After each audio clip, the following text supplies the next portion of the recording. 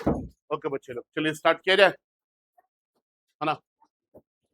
आज हम लोग पढ़ेंगे कपल के बारे में। किसके बारे में? Couple.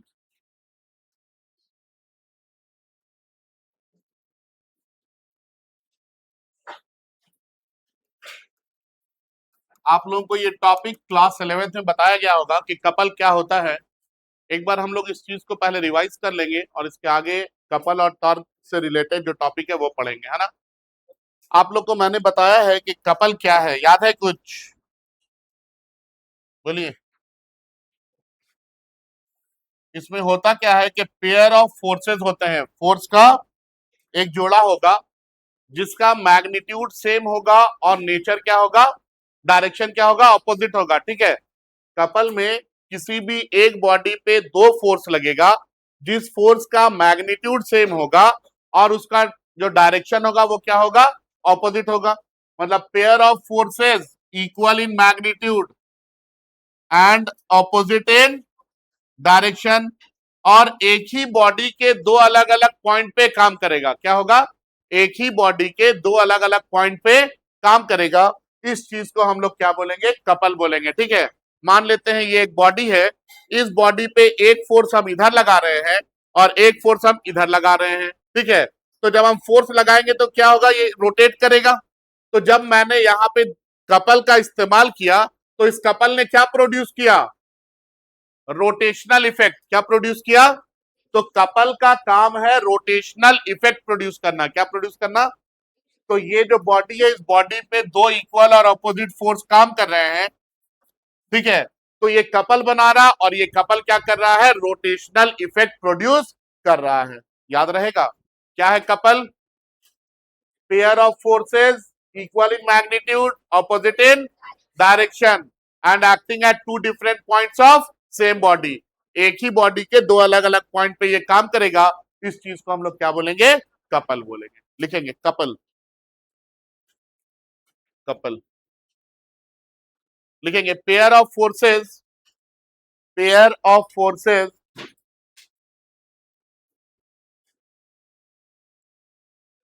Pair of forces equal in magnitude, equal in magnitude,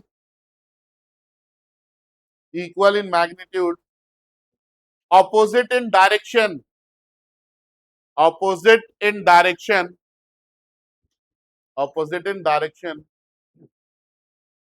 and and acting at two different points, and acting at two different points, and acting at two different points of same body, acting at two different points of same body, of same body, constitute a couple, constitute a couple, and acting at two different point of same body constitute a couple. उसके नीचे के line में लिखेंगे couple produces rotational effect, couple produces rotational effect, couple produces rotational effect. Couple जो है ये rotational effect produce करता है। ठीक है। अब आगे देखेंगे। इसके बाद आता है moment of couple, moment of couple, या फिर हम लोग इसको क्या बोलते हैं बाबू? और टॉर्क। टॉर्क नाम सुना है ना आपने? मोमेंट ऑफ कपल या फिर टॉर्क। क्या है ये टॉर्क? तो देखिए आपको बताया गया कि कपल का काम है रोटेट करवाना, हाँ या ना। कितना रोटेशनल इफेक्ट प्रोड्यूस करता है कोई कपल, इसको हम लोग बोलते हैं मोमेंट ऑफ कपल या फिर टॉर्क। ठीक है। Amount of rotational effect produce by a couple. कोई कपल कितना घुमा सकता है, कितना रोटेशनल इफेक्ट प्रोड्यूस कर सकता है, इस चीज को हम लोग क्या बोलते हैं? मोमेंट ऑफ कपल या फिर टॉर्क। आगे सुनेंगे बात, है ना।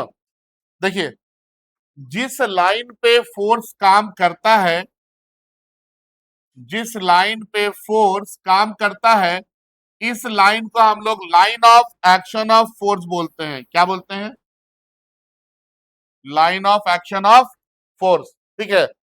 ये वाला फोर्स इस लाइन पे काम कर रहा है, तो ये है line of action of force. इसी तरह से ये वाला फोर्स इस लाइन पे काम कर रहा है, तो ये है line of action of force. ठीक है, सुनेंगे अब इधर, इन दोनों लाइन ऑफ एक्शन के बीच में कुछ ना कुछ परपेंडिकुलर दूरी होगा। ठीक है, मान लेते हैं कि यहां से यहां की जो परपेंडिकुलर दूरी है ये कितनी है, आर है। ठीक है, आपसे पूछा जाता है कि बताइए टॉर्क क्या होगा, टॉर्क का वैल्यू क्या है। तो सुनेंगे, टॉर्क आप जब भी निकालेंगे तो टॉर्क में हम लोग प्रोडक्ट निकालते हैं, किसका प्रोडक्ट, तो perpendicular distance between line of action of, perpendicular distance between line of action of force और फोर्स का प्रोडक्ट। ठीक है, perpendicular distance between line of action of force और फोर्स का जो प्रोडक्ट है ये आपको क्या देगा, टॉर्क देगा। क्या देगा ये, टॉर्क। टॉर्क को आप लोग हमेशा टाउ से रिप्रेजेंट करते हैं। बताइए यहां से यहां के बीच में परपेंडिकुलर डिस्टेंस कितना है, आर है, और फोर्स का वैल्यू कितना है, एफ है। तो टाउ इक्वल टू क्या लिखेंगे आप, आर इंटू एफ लिखेंगे, याद रहेगा। ठीक है, ये जो आर है, आर को हम लोग क्या बोल रहे हैं, perpendicular distance between line of action of force. Line of action of force मैंने आपको बताया क्या है, line of action of force क्या है, मतलब जिस लाइन पे फोर्स क्या कर रहा है, काम कर रहा है।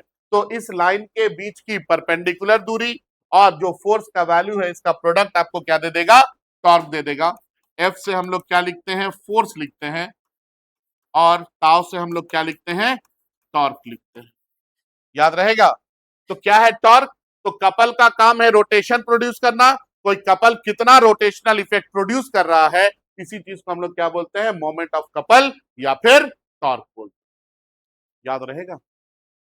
हाँ या ना, ठीक है, लिखेंगे मोमेंट ऑफ कपल और टॉर्क, मोमेंट ऑफ कपल और टॉर्क लिखेंगे इसमें,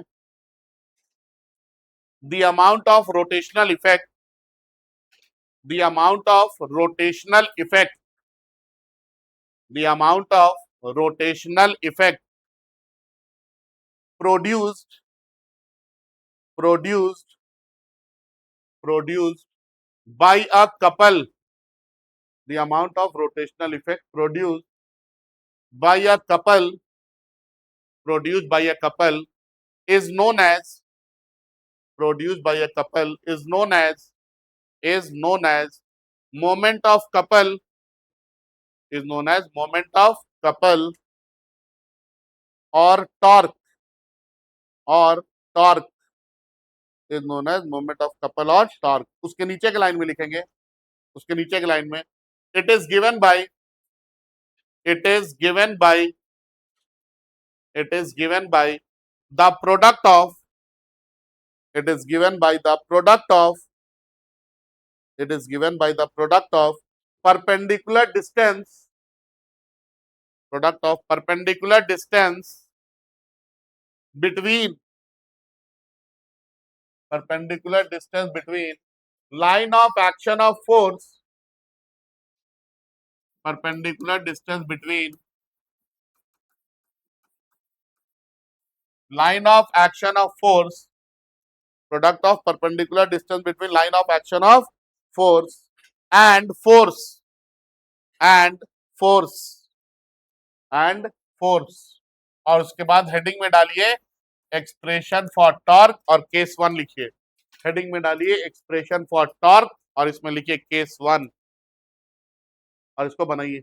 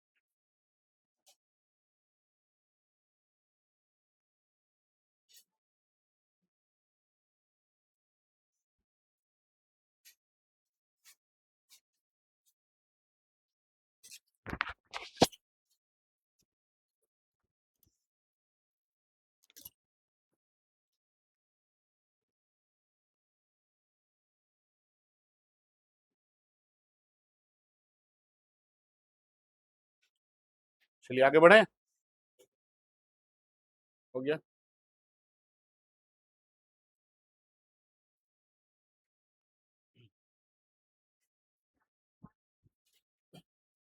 हो गया ना सभी लोगों का।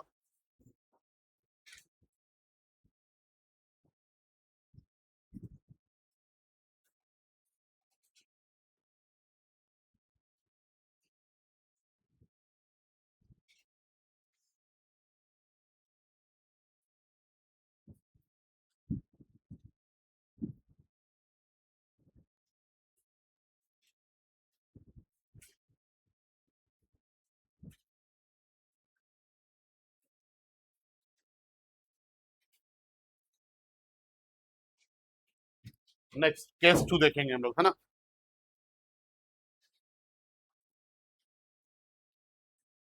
मान लेते हैं ये एक बॉडी है मेरे पास,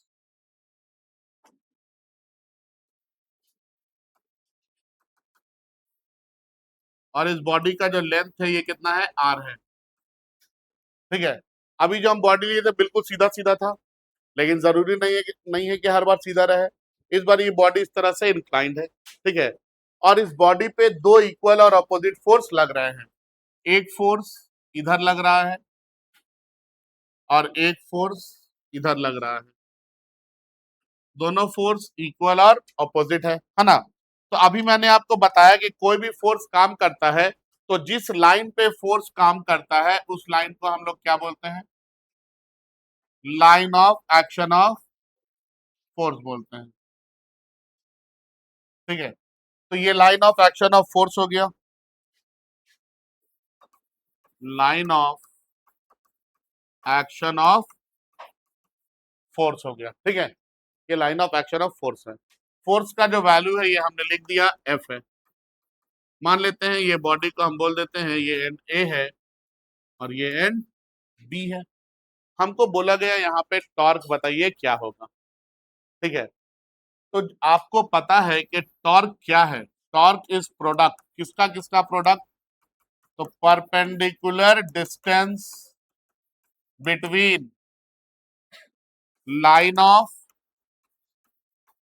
एक्शन ऑफ फोर्स और फोर्स का प्रोडक्ट, यही है ना। तो यहाँ पे जो फोर्स लग रहा है वो कितना है, एफ है। एफ क्या है, फोर्स है। ठीक है। टाउ से क्या लिख रहे हैं, टॉर्क को लिखते हैं। ठीक है। टाउ से क्या लिखते हैं, टॉर्क। तो यहाँ पे हमको सबसे पहले चाहिए परपेंडिकुलर डिस्टेंस। परपेंडिकुलर डिस्टेंस बोले तो क्या होता है परपेंडिकुलर डिस्टेंस, यहां से एक लाइन हम लोग बिल्कुल यहाँ पे ड्रॉप करेंगे जो कि एंगल कितना बना रहा होगा, 90 डिग्री का एंगल बना रहा होगा। तो ये जो दूरी है ये दूरी आपको क्या कहलाएगी, परपेंडिकुलर डिस्टेंस कहलाएगी।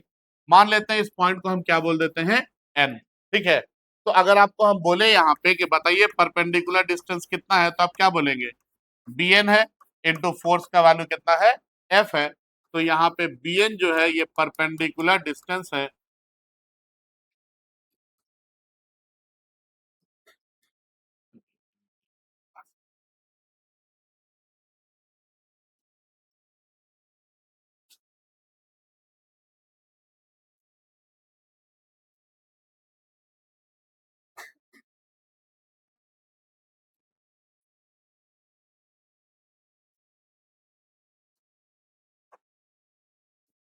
बी एन क्या है, perpendicular distance between line of action of force.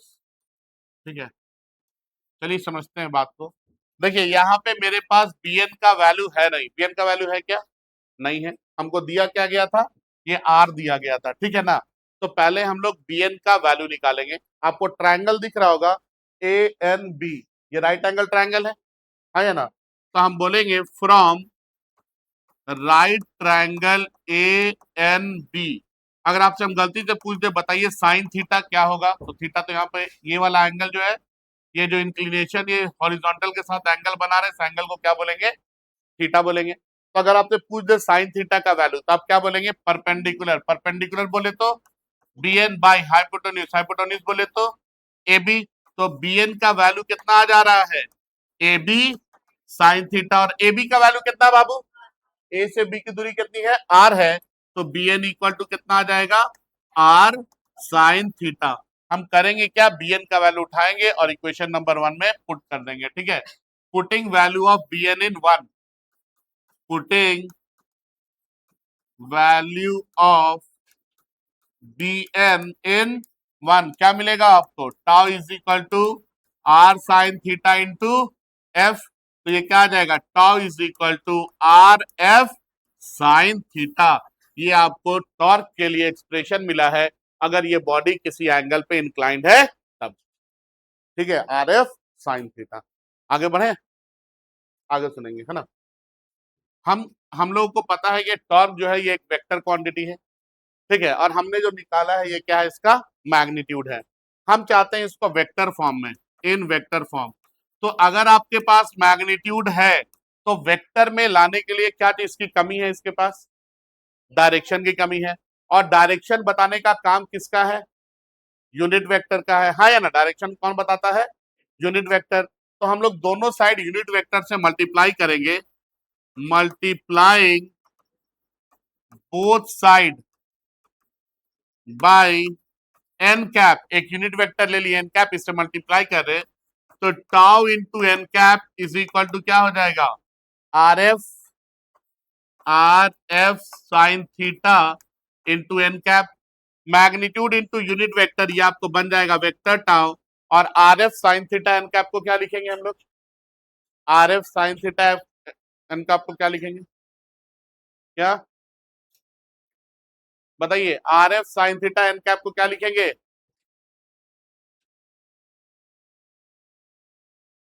बोलिए। अरे यार, इतना वेक्टर उक्टर पढ़ा है उसके बाद आप लोग को याद नहीं है। R f sine theta n cap को क्या पढ़ेंगे, vector r cross vector f. आप लोगों को मैंने पढ़ाया था बच्चे लोग, vector a cross vector b, जिसका वैल्यू होता है a b sine theta n cap. तो a b sine theta n cap को ए क्रॉस बी बोलते हैं, तो r f sine theta n cap को क्या बोलेंगे, vector r cross vector f बोलेंगे। याद रहेगा। ये जो टॉपिक हम बताए हैं ना, ये अभी 12 का टॉपिक नहीं था, ये टॉपिक 11 का ही था, लेकिन हमको ये पता है कि आप लोग को नहीं पता है, इसीलिए मुझे ये टॉपिक दोबारा बताना पड़ा है। समझ में आया बात, ठीक है। आप लोग कुछ पुरानी चीजों को याद नहीं रख सकते हैं यार, ठीक है। कॉपी कीजिए इसको।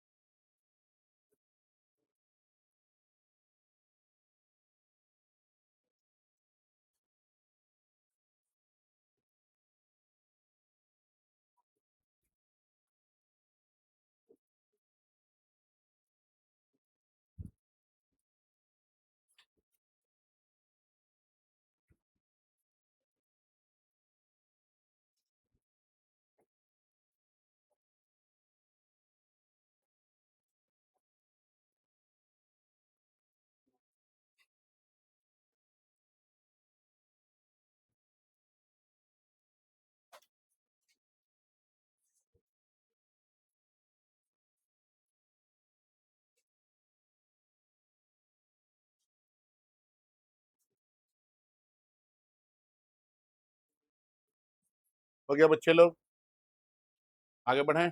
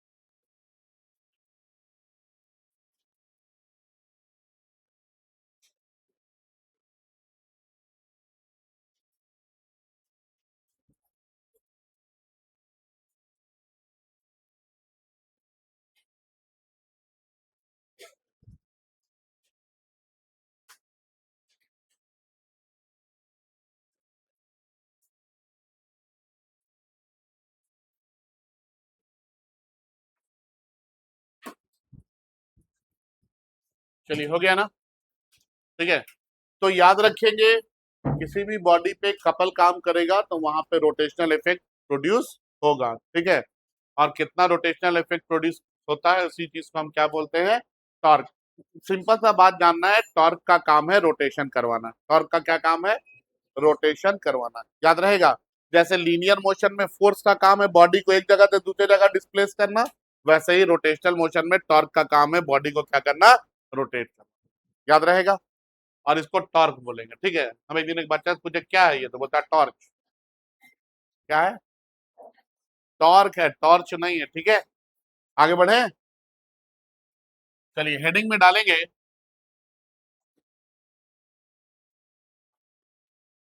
एक्सप्रेशन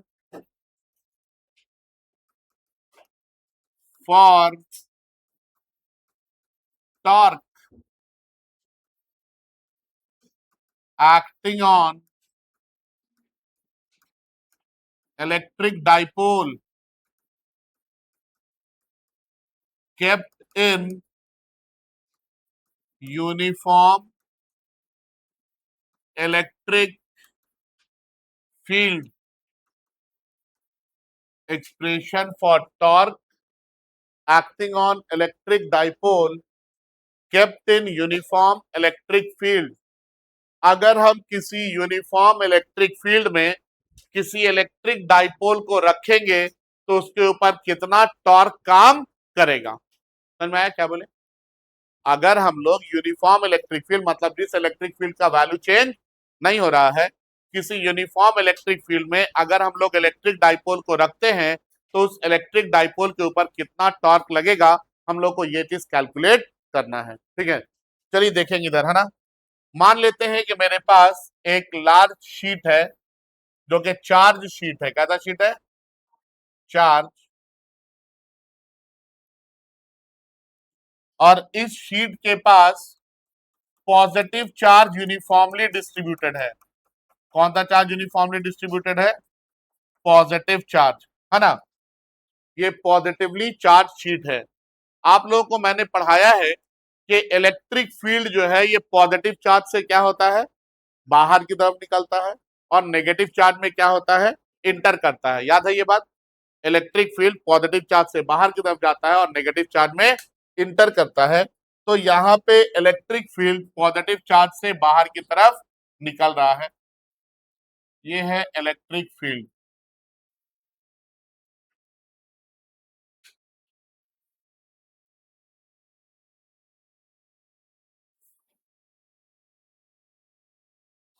ठीक है,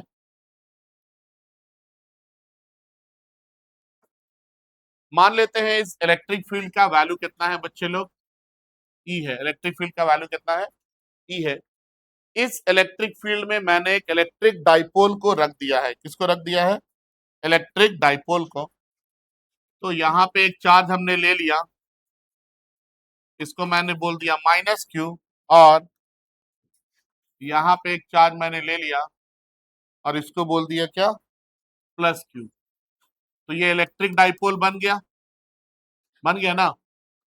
अब देखिए, अगर डाइपोल है तो डाइपोल मोमेंट भी होगा, होगा या नहीं होगा। और इलेक्ट्रिक डाइपोल मोमेंट का डायरेक्शन किधर से किधर, नेगेटिव चार्ज से तो यहाँ पे इलेक्ट्रिक डाइपोल मोमेंट का ये डायरेक्शन हो गया नेगेटिव चार्ज से पॉजिटिव चार्ज की तरफ। अगर आप देखेंगे तो ये तो इलेक्ट्रिक डाइपोल मोमेंट का डायरेक्शन है और ये इलेक्ट्रिक फील्ड का डायरेक्शन है ना। क्या इन दोनों के बीच में कुछ एंगल बन रहा है? बन रहा है। इस एंगल को हमने क्या लिख दिया? थीटा। ठीक है, अब आगे बढ़ते हैं। देखिए अभी इधर ये पॉजिटिव क्या होगा? पॉजिटिव पॉजिटिव में रिपल्शन होगा, रिपल्शन होगा मतलब फोर्स लगेगा। ठीक है, तो ये जो फोर्स है रिपेल होगा तो इधर ही लगेगा ना, इधर फोर्स लगा और इस फोर्स को हम कितना बोलेंगे बताएंगे आप लोग? अगर क्यू चार्ज को ई इलेक्ट्रिक फील्ड में रखते हैं तो फोर्स कितना लगता है? क्यू चार्ज को ई इलेक्ट्रिक फील्ड में रखते हैं तो फोर्स कितना लगता है? तो हम लोगों ने पढ़ा है कि F इज इक्वल टू क्या होता है? Q इंटू ई होता है, याद है ये बात? F इज इक्वल टू क्या होता है? Q into E. अरे आप लोगों को पढ़ाए थे यार, E is equal to F by Q nought, बताए थे ना। क्यू नॉट को जब इधर ले आएंगे तो F इज इक्वल टू क्या आ जाएगा? Q not into E. Q not नहीं लिख रहे हैं, क्यू लिख रहे हैं इसके जगह पे। ठीक है, तो अगर क्यू चार्ज को ई इलेक्ट्रिक फील्ड में रखेंगे तो फोर्स कितना लगेगा? क्यू इंटू ई। समझ में आया बात कि नहीं आया? ठीक है, तो इधर जो फोर्स लगा ये क्यू इंटू ई। इसी तरह से ये पॉजिटिव ये नेगेटिव, पॉजिटिव नेगेटिव में क्या होगा? अट्रैक्शन होगा, और अट्रैक्शन होगा तो इधर एक फोर्स लगेगा और इस फोर्स को हम क्या बोल सकते हैं? F is equal to minus of Q into e लिख सकते हैं ना। ठीक है, अरे इधर वाले डायरेक्शन को प्लस लिए हैं तो इधर वाले डायरेक्शन को क्या लेंगे? माइनस लेंगे। ये डाइपोल है तो पक्का है कि इस डाइपोल का लेंथ भी होगा। इस डाइपोल का जो लेंथ है, इस लेंथ को हम मान लेते हैं कि ये लेंथ कितना है?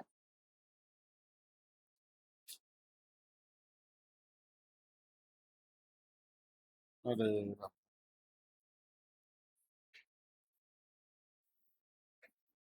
इस डाइपोल का लेंथ कितना है? 12 है। ठीक है, अब देखेंगे इधर,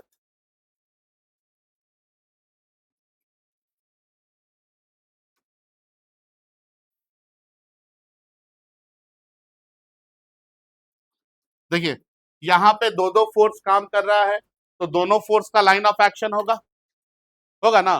तो हम इस फोर्स का लाइन ऑफ एक्शन निकालते हैं। तो अगर हम आपसे पूछेंगे लाइन ऑफ एक्शन तो आप बोलेंगे सर वही लाइन जिसके ऊपर फोर्स काम कर रहा है। इस फोर्स को हमने लाइन ऑफ एक्शन ले लिया है। और टॉर्क निकालने के लिए आपको क्या चीज का जरूरत है? Perpendicular distance between line of action of force और फोर्स का, यही है ना। तो अगर बोलेंगे परपेंडिकुलर डिस्टेंस बताइए यहाँ और यहाँ के बीच में, तो आप क्या बोलेंगे? सर यहाँ से एक लाइन ड्रॉ कर दीजिए परपेंडिकुलरली, और इसी लाइन को हम लोग परपेंडिकुलर डिस्टेंस बोलेंगे। मान लेते हैं ये पॉइंट क्या हो गया? एन हो गया। ठीक है, देखिए ये एंगल थीटा है तो ये वाला एंगल भी कितना होगा? थीटा ही होगा। तो दिक्कत यहाँ पे नहीं। मान लेते हैं यहाँ पे जो टॉर्क लग रहा है, टॉर्क का वैल्यू कितना है? टाउ है। ठीक है, हम आपसे पूछे यहाँ पे कि बच्चे लोग पी क्या है, तो आप क्या बोलेंगे? क्या है p? Electric dipole moment. Electric dipole moment. E क्या है? ई है इलेक्ट्रिक फील्ड। ई क्या है? Electric field. थीटा क्या है? थीटा एंगल बिटवीन किसके किसके बीच का? इलेक्ट्रिक डाइपोल मोमेंट और इलेक्ट्रिक फील्ड के बीच का। तो थीटा क्या है? Angle between electric dipole moment, electric dipole moment and electric field. Electric dipole moment और इलेक्ट्रिक फील्ड के बीच के एंगल को हमने क्या बोल दिया? थीटा बोल दिया। और ताऊ से हम लोग क्या लिखते हैं? टॉर्क लिखते हैं। क्या लिखते हैं? टॉर्क। आपको पता है कि टॉर्क के लिए फॉर्मूला हमने क्या पढ़ा है? Perpendicular distance between line of action of force और फोर्स का प्रोडक्ट होना चाहिए। तो बता सकते हैं यहाँ पे परपेंडिकुलर डिस्टेंस कितना है बाबू? bn है क्या? वो मार्क नहीं किए और बी। इस पॉइंट को ए बोल दिए, इस पॉइंट को क्या बोल दिए? बी। तो परपेंडिकुलर कितना आ गया? bn। और फोर्स कितना है? f। इसको बोल दिए इक्वेशन नंबर 1। अब हम करेंगे क्या, इधर देखिए इधर, अब हम करेंगे क्या, bn का और f का वैल्यू निकालेंगे। किसका किसका वैल्यू, bn का और f का, ये दोनों वैल्यू निकाल के यहाँ पे पुट करेंगे और हमारा आंसर आ जाएगा, ठीक है ना। यहाँ पे हम लोग देख रहे हैं, वी नो दैट f का वैल्यू तो सीधे सीधे पता चल रहा है, f इज इक्वल टू कितना, q इंटू ई। ये एरो बता रहा है कि ये वेक्टर के फॉर्म में, मतलब यहाँ पे मैग्नीट्यूड भी है, और अगर हमको सिर्फ मैग्नीट्यूड चाहिए तो क्या करना होगा, मॉड ले लेंगे। तो हम बोलेंगे टेकिंग मॉड्यूलस, टेकिंग मॉड्यूलस। जब आप मॉड ले रहे हैं तो mod of vector F is equal to कितना आ जाएगा, mod of Q into E. तो एफ इज इक्वल टू कितना आ जाएगा, क्यू इंटू ई। यहाँ पे पुट करने के लिए एफ का वैल्यू निकल गया। अब किसका वैल्यू चाहिए, बी एन का।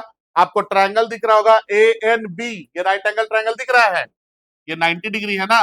तो from right triangle A N B, from right triangle A N B, अगर हम आपसे बोले बताइए बच्चों साइन थीटा क्या होगा, तो आप क्या बोलेंगे, परपेंडिकुलर बोले तो बी एन, बाई हाइपोटेन्यूज बोले तो ए बी।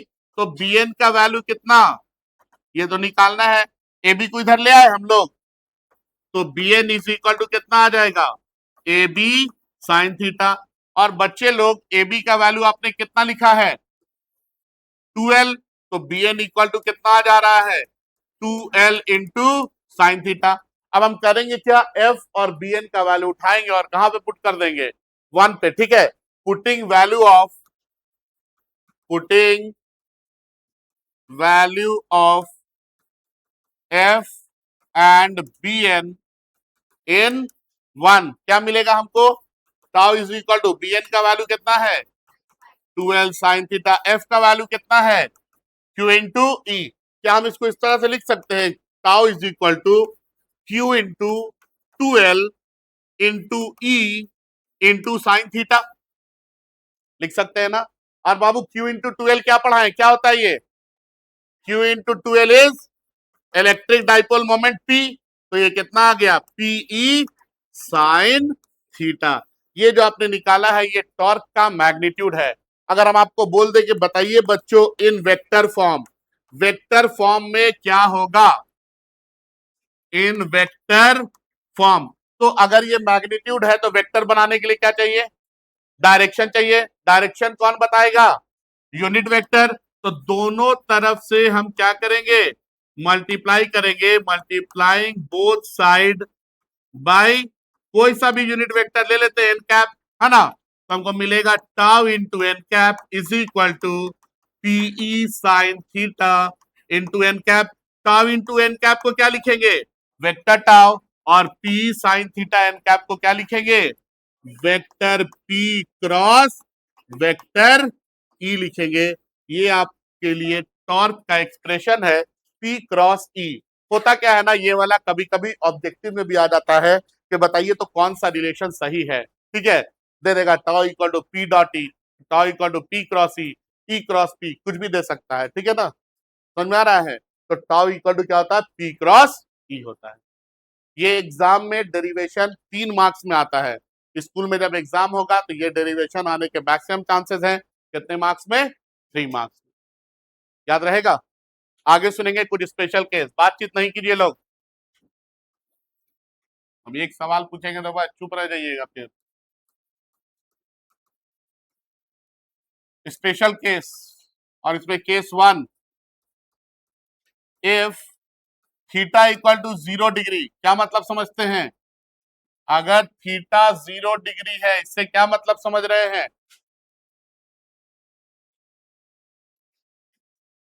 थीटा 0 है, इससे क्या मतलब समझ रहे हैं।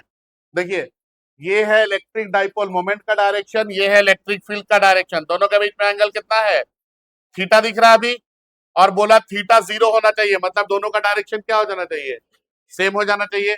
तो अगर थीटा 0 डिग्री है, मतलब के इलेक्ट्रिक डाइपोल मोमेंट और इलेक्ट्रिक फील्ड दोनों का डायरेक्शन क्या है, सेम है।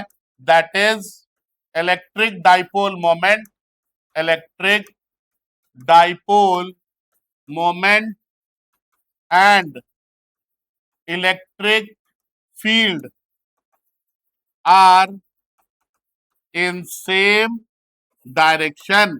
इलेक्ट्रिक डाइपोल मोमेंट और इलेक्ट्रिक फील्ड ये दोनों क्या है, सेम डायरेक्शन में।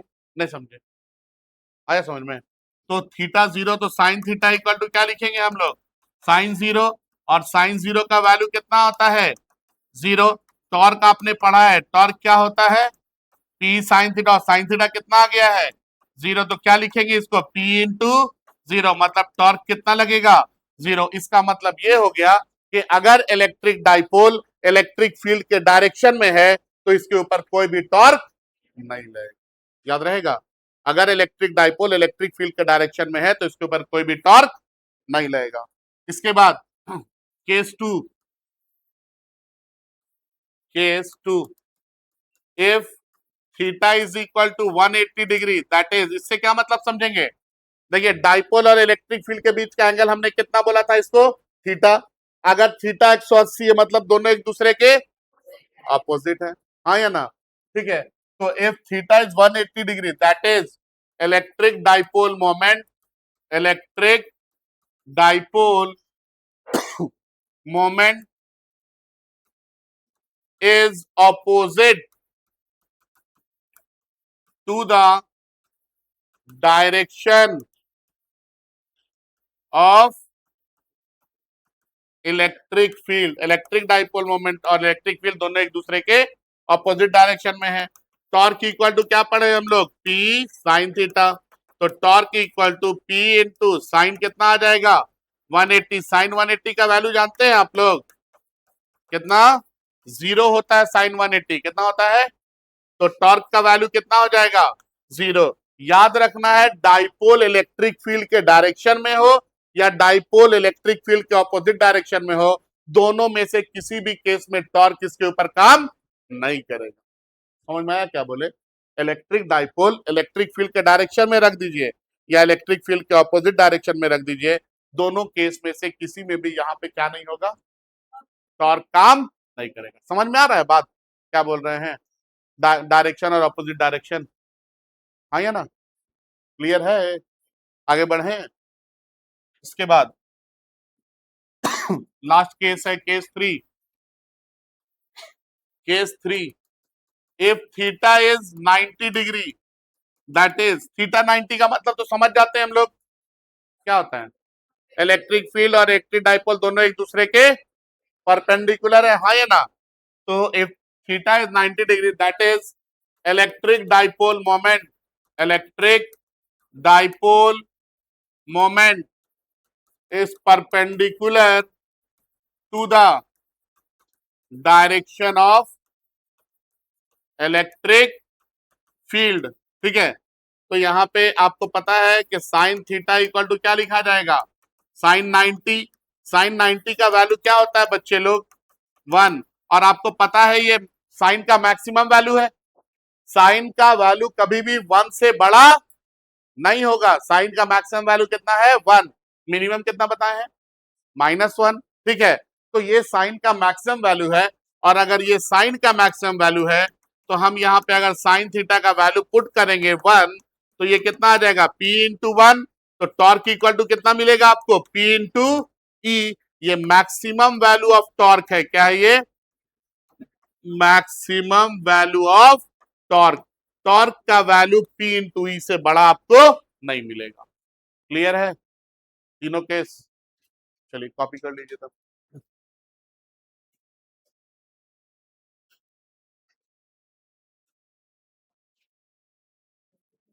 ज्यादा छोटा हो जा रहा नहीं, इतना बड़ा ठीक है।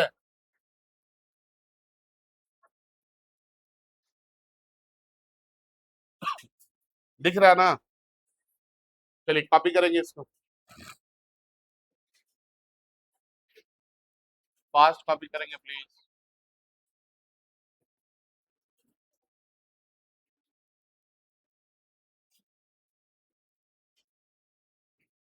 दिख रहा है ना सबको,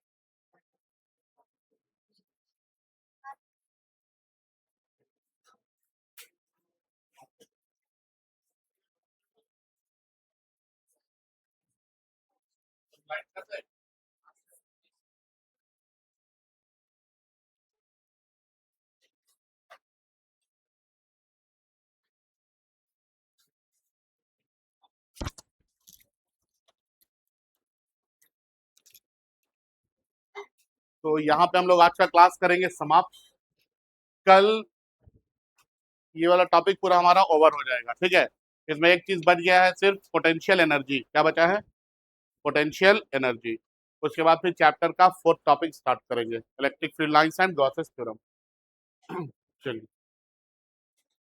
thank you, that's all for today.